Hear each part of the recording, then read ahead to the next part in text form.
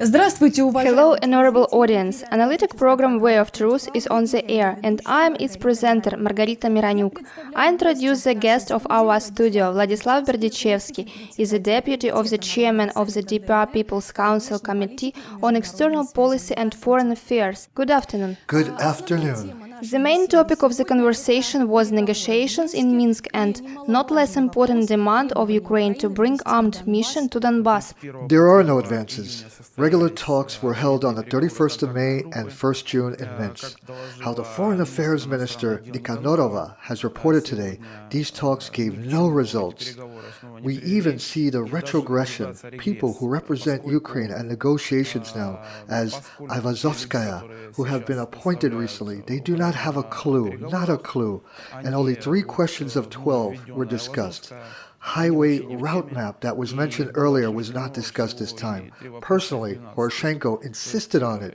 Talks are protracted gradually, and the retrogression is visible. There is nothing. What about full operation of the Joint Center on Control Coordination? As I know, the main problem, its effectiveness. The problem with effectiveness is as a result of reduced staff. At the moment, representatives of Russia and the representatives of Ukraine are working. However, there are no representatives of the DPR. All this comes from Ukrainian side, inasmuch as they insist on representatives of the JCCC on our side to be Russian soldiers and on their side only Ukrainian soldiers. And there are no representatives from our side in the JCCC. Of course, it cuts all functions and does not let to work properly to the organ that is important and would provide data for the OSCE on moving of armament and on shelling. However, any progress is visible here. All sides of the conflict have to take part in the center. Unfortunately, they do this purposefully. As soon as they start accept our demands, it will say that they beat a retreat. Ukrainian cannot afford any advances in Minsk process and any fulfillment. Moreover, armed forces held positions of so-called grey zones, while the DPR army did not leave its positions. In connection with this, shelling of our districts became more frequent. How does OSCE mission respond to this?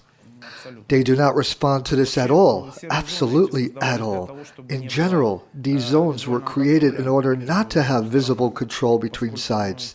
Inasmuch provocation is, soldier will see and will start shooting. It is consumer grade. All these gray zones were created for this. Demarcation zone, however, Ukraine needs provocations, and that's why they break in gray zones, and they start shelling from them. Visible contact appears. They get ability to use small arms, heavy machine guns, and essentially mortars that are used constantly in shelling of Donetsk. OSCE that has to react firmly and to prevent all this. In theory, the OSCE is to come into these gray zones and to stay there, but they understand perfectly that it is dangerous, and there is no OSCE where danger is. In connection with this, let's return back to the question on Ukraine's demands to bring the armed mission in Donbass. As I know, it was not provided by Minsk Agreements, and it has not been still provided by them. This task was allotted at the OSCE mission. I stress that it is civil mission. How to react? For what Ukrainian is going to bring armed mission? And the Normand 4 is working now with this question. And how do the DPR authorities respond to this? The 3rd clause provides monitoring OSCE mission. It has been working since March 2014. It has the only function to monitor and note faithfully all facts of violations of agreements. For what to arm the mission, at least with small arms, is not clear for us because, at first, it is the reason for provocation, very serious cause. To shell armed mission means to involve armed mission as the 3rd side. People will defend. Secondly, it was not foreseen. All 50 states members of the OSCE are to give consent. And essentially, it will take much time, and it will be coordinated many times, and without the guarantor Russian Federation, it will not happen. And thirdly, Any armed OSCE mission did not save in any state where were such military conflicts, not in Rwanda, Serbia, Kosovo. They can only target the mission and show we did it. And they will start screaming that terrorists are here and separatists.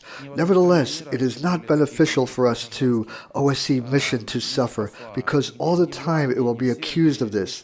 Because we have not been recognized, initially according to world opinion, we are violators of all international agreements and laws.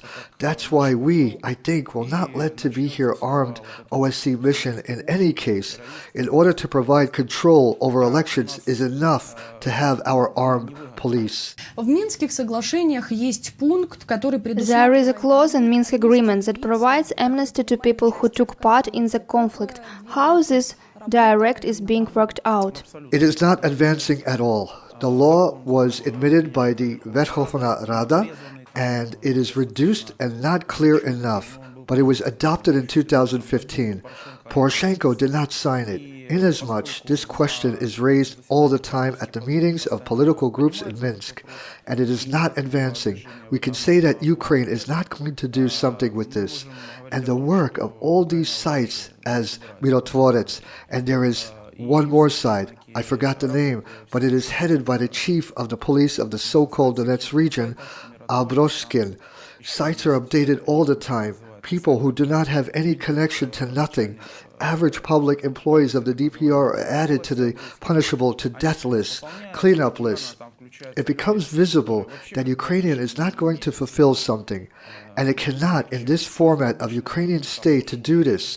It cannot sign agreements, and it will not make concessions. I think we will all questions connected with political recognition, all political questions of our de facto existing structures, we will solve with another government of Ukraine. I have to thank you for the conversation. And I remind to our audience that our guest today is Deputy of the Chairman of the DPR People's Council Committee on External Policy and Foreign Affairs, Vladislav Berdichevskiy. And I'm Margarita Mironyuk. Say goodbye to you and follow development of events together with us. Under the program worked Natalia Sinyavskaya and Zach Novak.